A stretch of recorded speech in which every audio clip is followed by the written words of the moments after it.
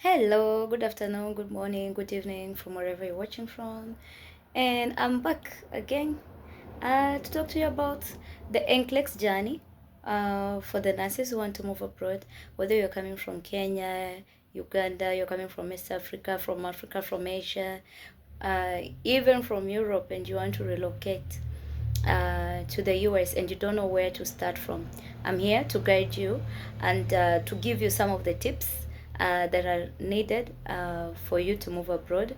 So I'll just be going through a couple of questions that one of my Ugandan clients received from the agency I applied for. So in this process, it either involves you being picked by an agency or if you want to do the process by yourself. It just all depends on what you want. Are you financially stable to fund the whole process by yourself, or do you want the agency to fund your process? And also, there are some agencies that pay part of the things, and most of the things you pay for yourself. So we go through all this in the coaching program, but the most important thing we start with is your CV. How does your resume look like? Is this something that's gonna make you get rejected by the agency from the word go? That is very, very important when you're applying with an agency. So some of the questions I will go through I have is one of the emails my client received is I appreciate your interest in applying with so agency. We have received your application and I would like to get more information about your experience and education.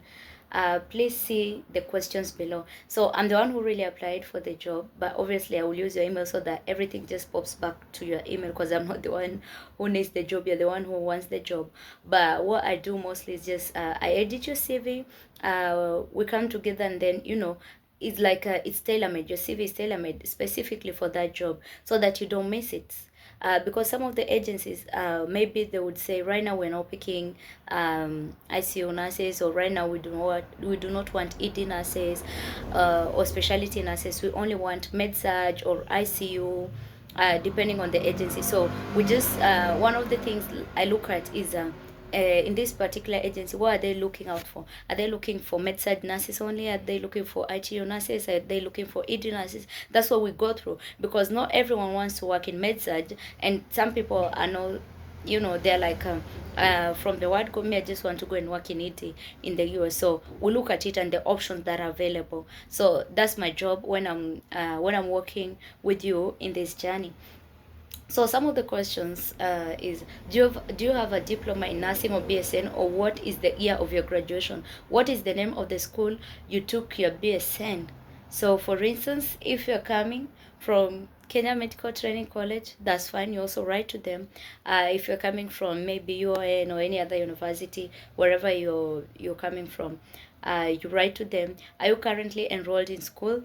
So for instance, you might be moving from your diploma in nursing to your degree in nursing, or you might be doing your master's in something. You still tell them. And then, where did you sit for your nursing licensure exam? So this is when you did your for example, if you're in Kenya Medical Training College, like I was, you just write to them, like when you did your nursing council exam for your country. You obviously know the date. Did you have to recite any portion of the exam? If you did have to repeat, because like in Kenya we do 4 papers: paper one, paper two, paper three, paper four. I did ages ago, so I'm not really sure if you still call it paper one, paper two, paper three, paper four. So if you had a receipt in any of the portions, you also tell them, yes, I did have a receipt, and I passed now. I'm fully registered. So have you taken the NCLEX exam? If yes, can you please give me the exact details? So some people already have done the NCLEX exam, but it's becoming very difficult to find a job because some hospitals do not want to recruit directly.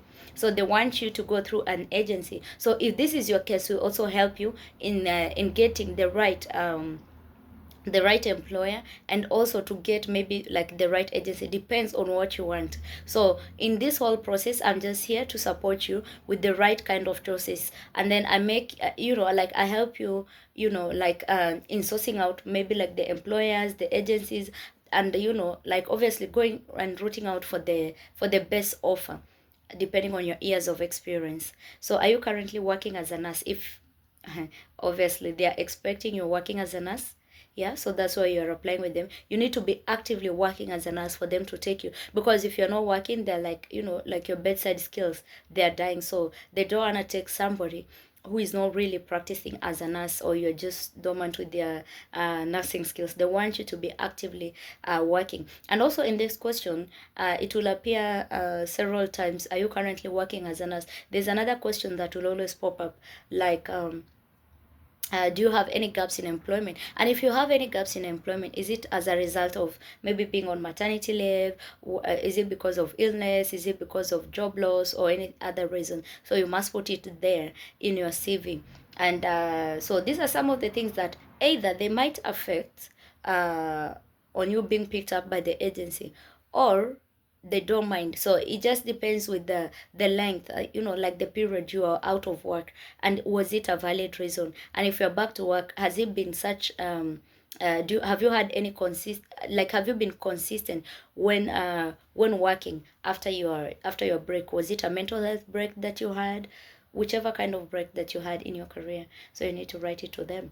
So, and these are some of the things we tackle, because I don't want you to lose your chance of going to the US simply because you took a break at work because of a petty issue or something that you could have handled. So I help you fix your CV in a way that there'll be no gap employments, especially if you're coming from Africa.